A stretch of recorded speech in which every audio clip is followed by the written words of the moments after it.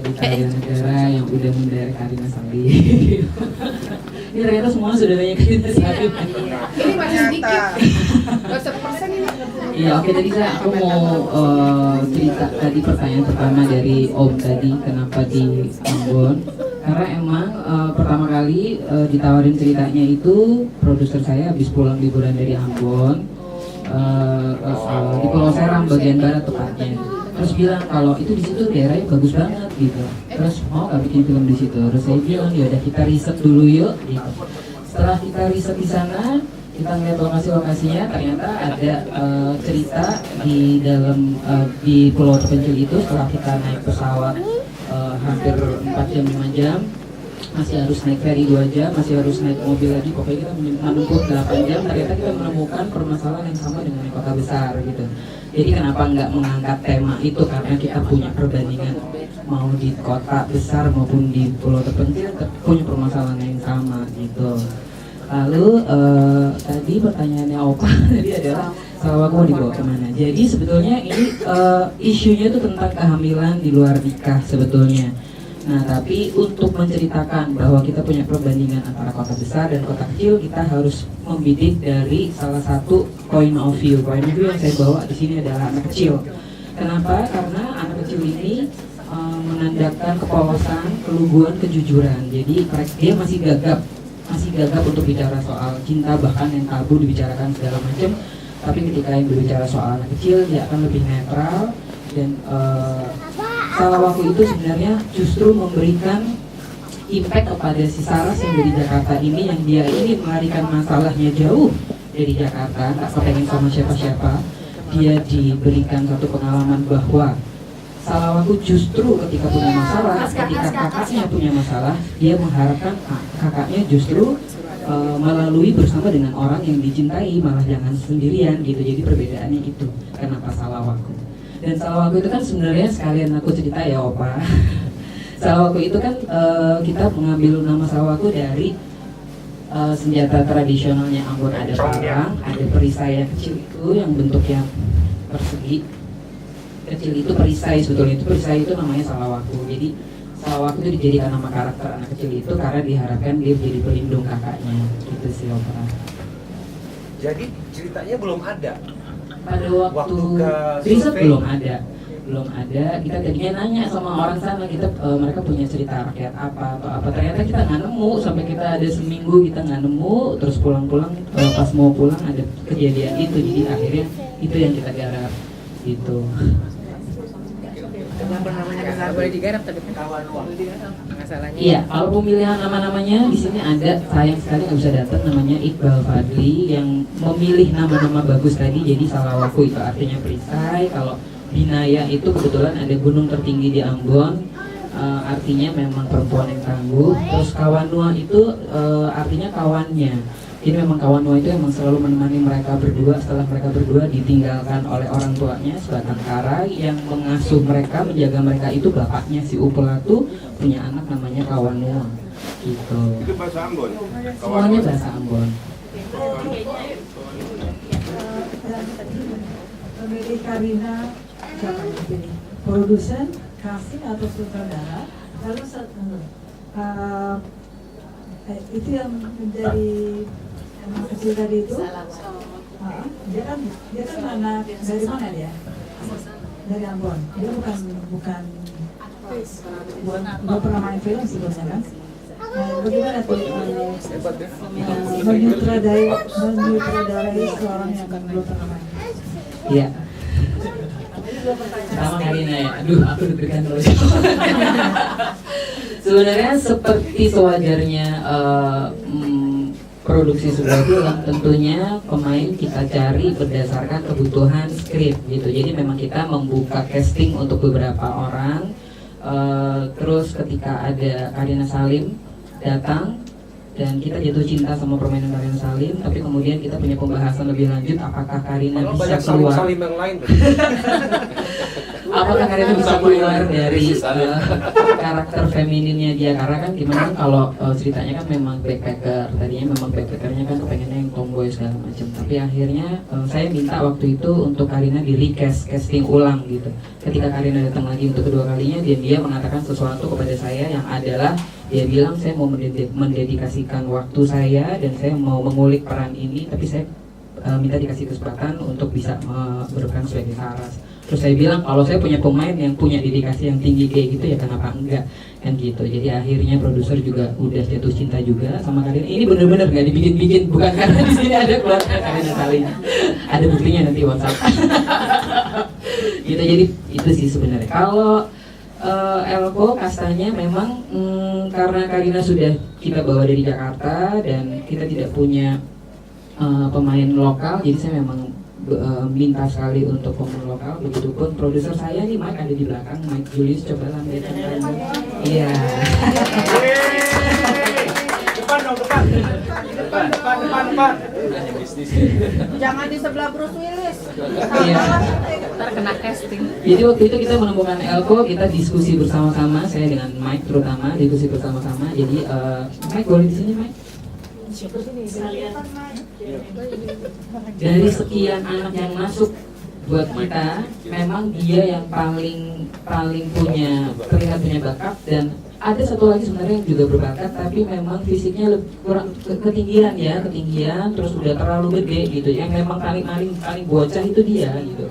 Akhirnya kita mendatangkan, saya bilang sama Mike gimana ya Mike, terus Mike bilang oke, aku mau sediain acting coach gitu. Terus si Elko-nya akan kita bawa ke Jakarta untuk kita sandingkan sama Karina, sama Raihanun, sama Jeffro. Ya akhirnya kita ada hampir sebulan ya Mike ya acting coach Elko gitu.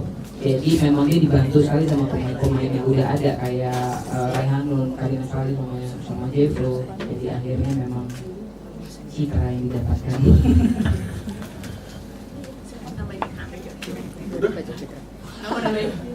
Kalau aku sempat berpikir pas nonton itu, kalau misalnya kan casting, kalau misalnya memang aktornya ada di sini gitu, syuting di Jakarta, casting di Jakarta, cuman ketika kesana berarti kadang-kadang suka ada produser atau penulis biasanya yang lumayan idealis, ketika sampai sana nggak mau deh, pokoknya aktornya dia karena cocok banget, feelingnya kayak gitu. Nah, sama Elko sendiri sebenarnya ada nggak sih, maksudnya ketika pas kesana udah ngeliat sebenarnya Pulau Seram seperti apa, terus cerita mulai kebayang, atau memang akhirnya ya udah karena tadi ada aktor yang ini cocok tapi ketinggian secara fisik kayak gitu-gitunya, gimana tuh ketika menemukan si aktor ini?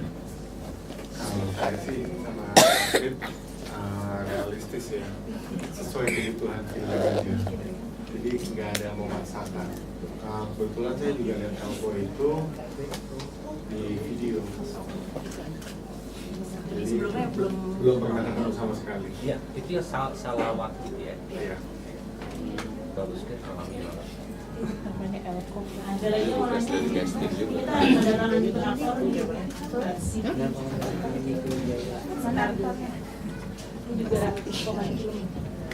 Terima kasih, selamat sore Mbak Brita dan tim. Appreciate banget, luar biasa. Senang banget bisa nonton Salwaku hari ini. Dari sisi coloring dan pengambilan gambar emang luar biasa banget juga, kompau. Jadi secara narasi kuat dan secara bahasa visual juga keren banget, makanya aku suka banget sama filmnya. Selain itu yang saya penasaran juga, tadi dibilang ya kalau persiapan terutama untuk aktornya 1 bulan itu cukup singkat ya, apalagi dengan macam-macam background, ada yang belum pernah, ada juga yang sudah sangat berpengalaman di situ. Bisa share lebih gimana challenge-nya dan how to overcome those challenges? Iya, memang kita selalu berpermasalahan. Saya sudah punya pengalaman menjadi pekerja di dunia film sebagai asisten sutradara cukup lama, ada 12 tahun. Jadi saya tahu bagaimana cara menangani hal-hal yang seperti ini gitu. Jadi waktu itu memang saya alhamdulillah sekali mendapatkan produser yang sangat membebaskan dan sangat mensupport gitu. Jadi memang cara yang kita tempuh sangat standar tapi proper. Artinya saya minta walaupun 1 bulan tapi benar-benar full dan lebih dari 4 jam setiap harinya untuk kita reading. setelah reading kita ada blocking yang hampir sesuai dengan apa yang ada di script dan kita bayangkan, karena saya sudah lihat lokasinya, jadi saya selalu membayangkan yang lokasinya seperti apa kayak gitu. Jadi saya benar-benar mengkomunikasikan kepada pemain apa yang saya mau.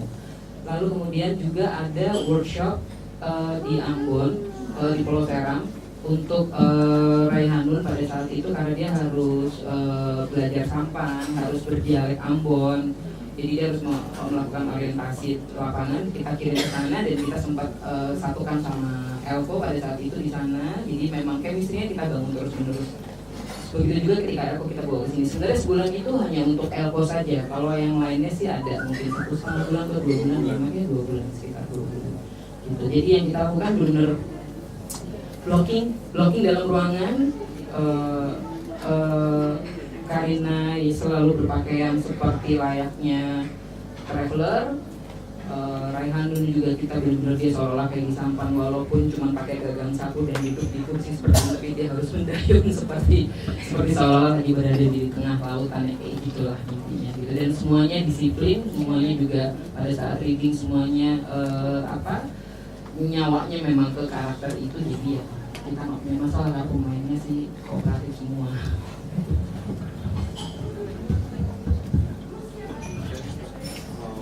Kalau pemain juga kayak kita lagi persiapan di Seram ya, pemainnya pada ngumpul semua hari di kafe gitu tiap hari. Kirain jatuh sampan. Sampai mual tadi kan tuh. Itu J-Flow tuh yang penyanyi kan? Iya. Oh. Jadi siapa? Jadi si itu, si laki-laki. Oh, dia kayak Resi itu. Cakupannya dia dari Resi. Iya, Jiflo itu rapper. Iya, penyanyi. Jadi saya juga belum pernah bermain film. Jadi memang pada saat itu sama. Kalau pemain lain selain blocking, kalau Jiflo memang benar-benar kita kita bina supaya dia tidak banyak gestur yang cepat. Jadi kita paksa untuk kayak ngambil gelas minum aja harus pelan. Kita siksa lah pokoknya. Semua bergeraknya harus dengan pelan karena kita mau mengeluarkan dia yang selalu bergerak cepat. Kalau rapper kan kalau ngomong juga udah kayak cicilan. Nah itu kita redam betul-betul, begitu udah masuk ruangan harus benar-benar melepas semua atribut. Tapi dasarnya dia udah bisa bahasa Ambon. Dia memang putra Ambon. Kita memilih itu sebenarnya pilihan adalah nggak bisa bahasa Ambon. Ambon yang mana tuh ya? pemilihan Mana tuh Jiflo ya? memang yang paling sengit Ada itu Om justru Jiflo, pemilihan Jiflo karena sengit dalam arti saya sama Mike benar-benar berargumentasi karena saya memang takut mengambil risiko karena saya masih harus mengurusi Elko yang masih baru, tapi Mike bilang dia melihat sesuatu potensi di Jiflo, terus saya bilang oke, satu sama kita ya. Gitu. Itu prosesnya berapa lama ya pengambilan dari permulaan sampai akhir? Kalau Kalau lihat situasi lautnya itu mungkin akhir tahun yang lalu barangkali pengambilannya ya. iya, kalau kita sebetulnya riset kita tuh sebenarnya kita ngobrol udah dari bulan Juli 2015, tapi kita baru bisa riset bulan November 2015. Pada saat itu kita bertanya memang sama orang sana. 2014 kita bertanya sama orang sana kalau berhadapan sama laut tuh kira-kira syuting yang aman itu bulan apa gitu. Mereka bilang jangan sampai ada angin barat. Saya tanya angin barat itu kapan gitu kan. Dia bilang jangan sampai lebih dari bulan Juni. Ya udah saya kita memutuskan syuting sebelum bulan. Kita yang mengikuti alam gitu.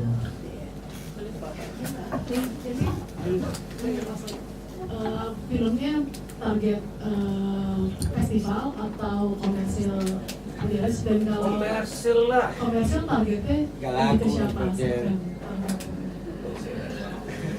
Nanti mungkin Mike bisa menambahkan saya dulu ya.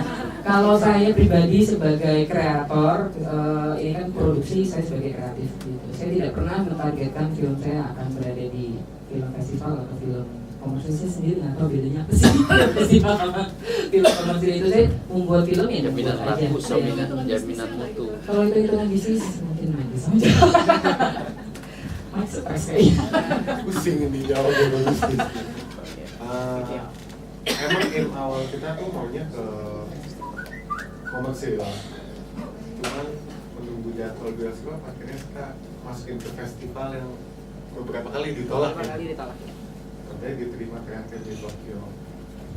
Itu setelah kayak 5-6 festival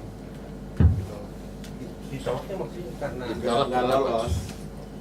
kriterianya. Kita di Tokyo in competition. Ini memang semua kita juga baru tahu bahwa karena saya tidak pernah sengaja untuk memasukkan film festival, jadi kita tidak pernah tahu film festival itu ternyata ada cocok-cocokan. Jadi beberapa festival punya ciri khas tersendiri, punya ciri khas sendiri. Ada festival yang memang secara tempo bagus cocoknya sama film-film yang cepat.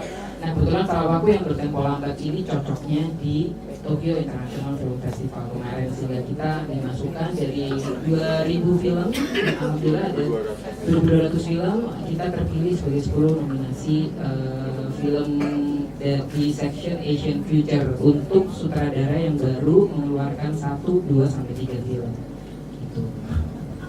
Kalau reaksi waktu di Tokyo sendiri gimana penonton? Bisa sharing kan biar pada tahu juga. Aku mau ceritakan, Mike dulu yang cerita. Kalau di Tokyo tuh satu kita kaget 2 kali screening kita sold out.